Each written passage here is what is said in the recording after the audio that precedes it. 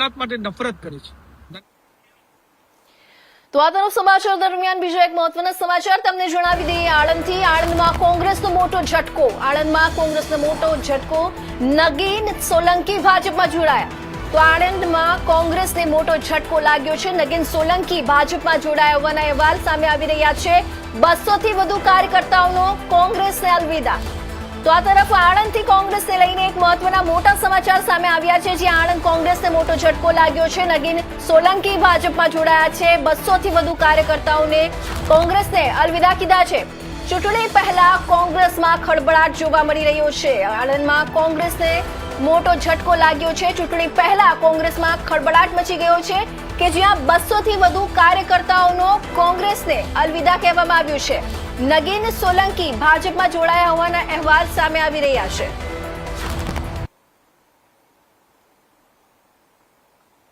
તો આણંદમાં કોંગ્રેસને ઝટકો નહીં, સીધો ઝાપટો લાગ્યો છે। પ્રદેશ કોંગ્રેસ અધ્યક્ષ અમિત ચાવડાના ગઢમાં ભાજપે જોરદાર ગાબડું પાડી દીધું છે।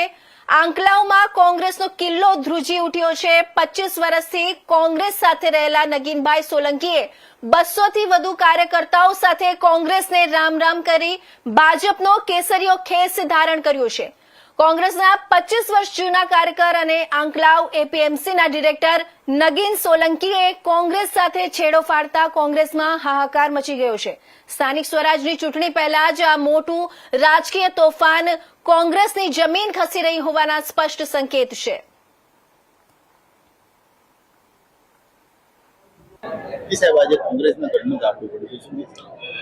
આજ રોજ મોટી સંખ્યા ખાતે જેમને નગીનભાઈ ચંદુભાઈ સોલંકી 25 વર્ષ સુધી ગામનું સુકાન સંભાળ્યું હોય, સરપંચ તરીકે રહ્યા હોય, અત્યારે પણ એમના સુપુત્ર સરપંચ તરીકેની જવાબદારી નિભાવી રહ્યા છે।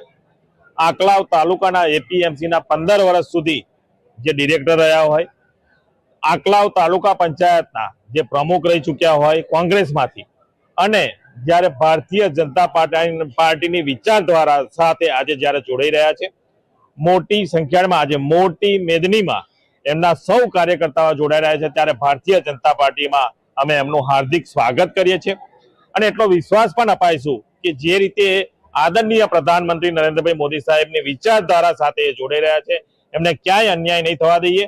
અને ભારતીય જનતા પાર્ટી એમના દ્વારા આંકલાવ વિધાનસભામાં પણ જે વિકાસના કામો છે એ વિકાસના કામો પણ પૂર્ણ કરશે।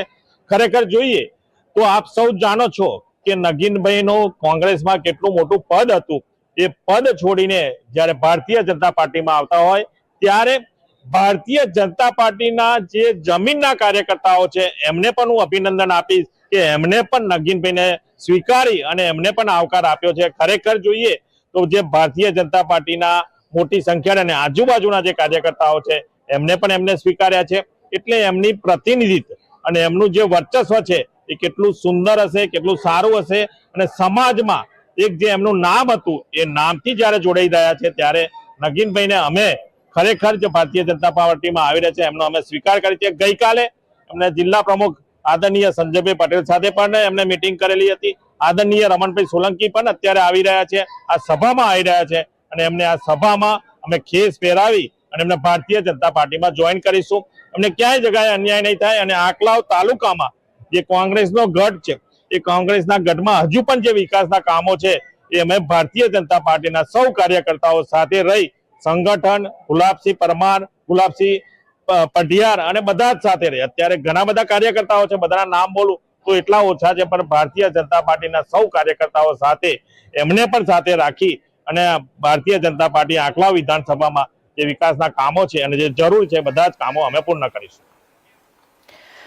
તો સુરેન્દ્રનગરની વાત કરીએ તો